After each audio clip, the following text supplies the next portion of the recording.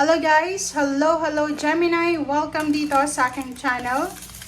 Kapalaran 888 Gemini, alamin natin kung anong messages, vibration, gabay energy para sa lahat.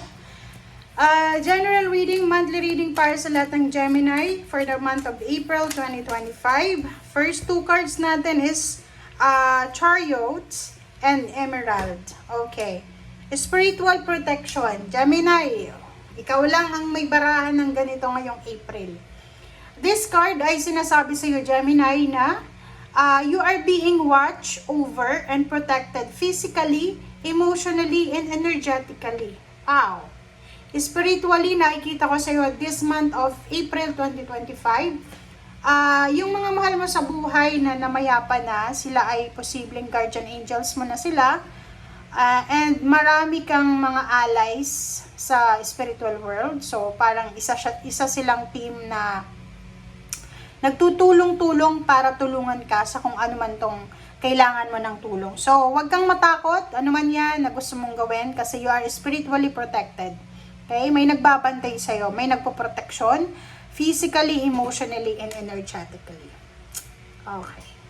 Next card natin is ceremonies and celebration. So, congratulations, Gemini, kasi maraming pagkakataon ka ngayong April na mag-celebrate. So, it's time of important life passages or important life changes, weddings, birthdays, graduations, or anniversaries, or anything na celebratory, di ba? Everyday naman pwede tayo mag-celebrate, di ba? Okay, Gemini.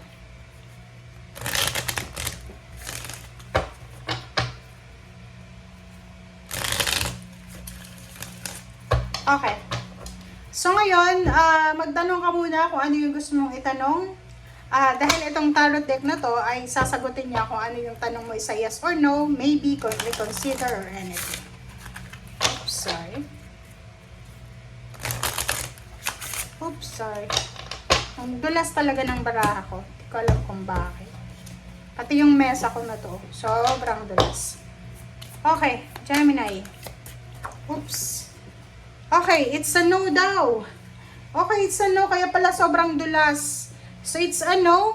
Kung anong itong gusto mong gawin sa ngayon, sinasabi sa'yo ng baraha na no daw muna. Huwag nating ipilit, Gemini, ha, this April.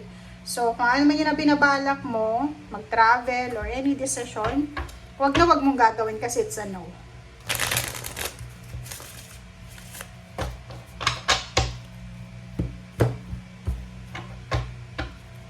Okay. First card natin, wow! Queen of Wands. Okay. So, Queen of Wands, nakikita ko sa'yo dito yung freedom. Freedom, protection. Pwedeng masasabi natin na fire sign energy to. So, if you have a parent na fire sign, Leo or Sagittarius, nakikita ko sa'yo dito na bibigyan ka nila ng freedom. Pwedeng ano ka, teenager ka ba, or ano ba, ang sitwasyon mo. Kasi yung taong ito ay ibibigay niya yung freedom na matagal mo nang hinihingi. Okay? Two of Wands, nakikita ko sa'yo dito na you have all the freedom para pumili, para alamin kung ano ang gusto mo simula ngayong April na to.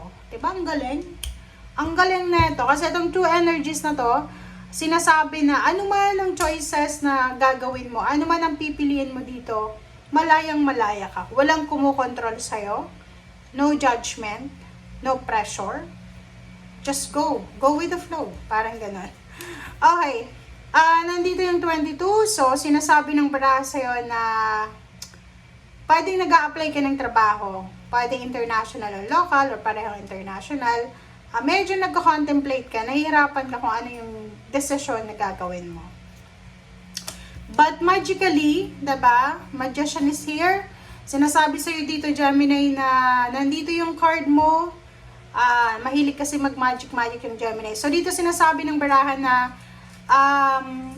everything happens for a reason. Pero, believe in magic, guys. Okay? Believe in magic kasi pag naniniwala tayo sa magic, naniniwala tayo sa unexpected, naniniwala tayo sa Panginoon, kahit imposible, magiging posible yan. So, dito sinasabi na isang unexpected surprise ang posibleng mangyari sa'yo.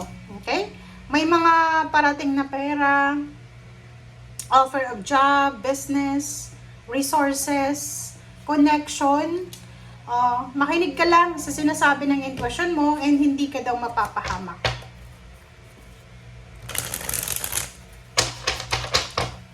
Okay, last deck na tayo. Last deck na tayo, Gemini. Okay. First two cards natin is King of Air. It's your energy to, na King of Air, but sabihin natin dito na, or sinasabi ko sa'yo na, this month of April, from April 1, kahit sabihin mong April Fools yan, pwedeng joke lang, pero, sinasabi ng bara sa'yo na talagang nakapag-decide ka na, talagang nilagay mo na yan sa isip at puso mo na starting April 1, talagang magsisave na ako ng pera. Starting April 1, magfo-focus na talaga ako sa pag-control sa sarili ko sa mga hindi naman kailangan na gasto. So, yun ang nakikita natin dito. Okay. Ten of Fire. So, nakikita ko sa'yo dito from April 1.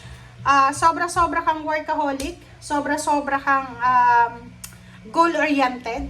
Medyo stressful kasi 'di ba? Pag talagang gusto mong makaipon talaga, gagawin mo ang lahat eh. Pwedeng may part-time, may full-time, nag-overtime pa, may mga sidelines pa. So, nakikita ko na medyo stressful pero sinasabi ng barahan na may rason kung bakit ka sobrang workaholic. Okay?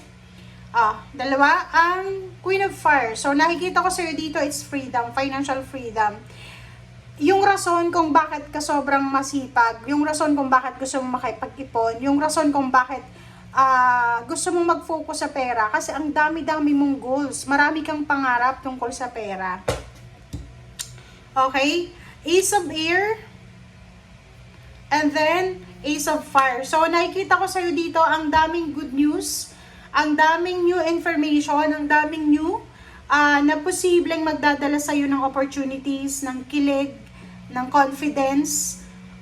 Pwedeng mga kapwa mo, air signs or fire sign, sila yung mga tao na talagang bibigyan kanila ng boost, ng energy boost, para makuha mo yung balanse. So, nakikita ko sir dito na kung gusto mong makaipon talaga ng pera, kontrolin mo yung overspending mo, yung self-control, yun yung pinaka the best na gagawin mo sa buwan ng Abril.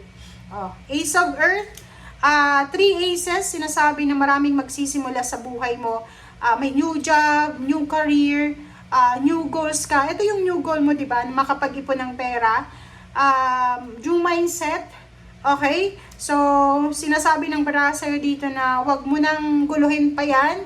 Kung halimbawa talagang plano mong mag-diet para makaipon ng pera, para hindi bili ng pagkain, mag-ipon ng pera, hindi bili ng damit, gawin mo na siya. Wag mo nang pag-isipan pa. Okay?